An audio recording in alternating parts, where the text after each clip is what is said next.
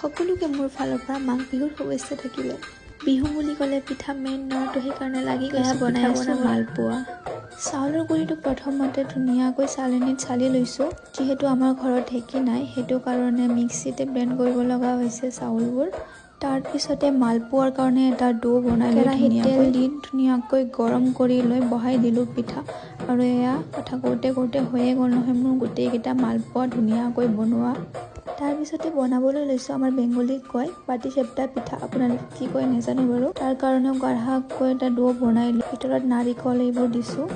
দিয়াৰ পিছত এটা এটাকৈ ধুনীয়াকৈ গোটেইকেইটা ভাজি লৈ তাৰপিছতে কেৰাহীতে পানী আৰু গুড় দি এইটো ধুনীয়াকৈ মিক্স কৰি যেতিয়ালৈকে গাঢ়া হৈছে ওপৰৰ পৰা মুড়িব দি গৰমে গৰমে গোটেইকেইটা মুড়ি ধুনীয়াকৈ লাড়ু বনাই ল'লোঁ। আৰু হৈয়ে গ'ল মোৰ গোটেইকেইটা লাড়ু বনোৱা মুড়িৰ লাড়ু।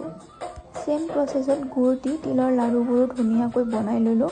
আৰু বনাই লৈ বৈয়ামত এটা এটাকৈ ধুনীয়াকৈ সোমাই থৈ দিলোঁ গোটেইকেইটা তিলৰ লাড়ু। তাৰপিছতে বনাবলৈ লৈছোঁ নাৰিকলৰ লাড়ু। তাৰ কাৰণে ফাৰ্ষ্টতে নাৰিকল ওপৰৰ পৰা চেনি দি দিছোঁ আৰু নাৰিকল চেনি ধুনীয়াকৈ মিক্স কৰি লৈছোঁ। মিক্স কৰি কেৰাহীত বহাই নাৰিকলটো ধুনীয়াকৈ ভাজি লৈছোঁ যেতিয়ালৈকে ৰঙা নহৈছে আৰু তাৰ পৰা তেল এৰি নিদিছে। চেনি আৰু নাৰিকলটো ধুনীয়াকৈ মিক্স হৈ যোৱাৰ পিছত ধুনীয়াকৈ লাড়ুটো বনাই ল'লোঁ নাৰিকলৰ লাড়ু। মই কিন্তু এইবোৰ অকলে বনোৱা নাই দেই, মায়ে হেল্প কৰিছে। মই কিন্তু পিঠা বনাব একদমেই নাজানো।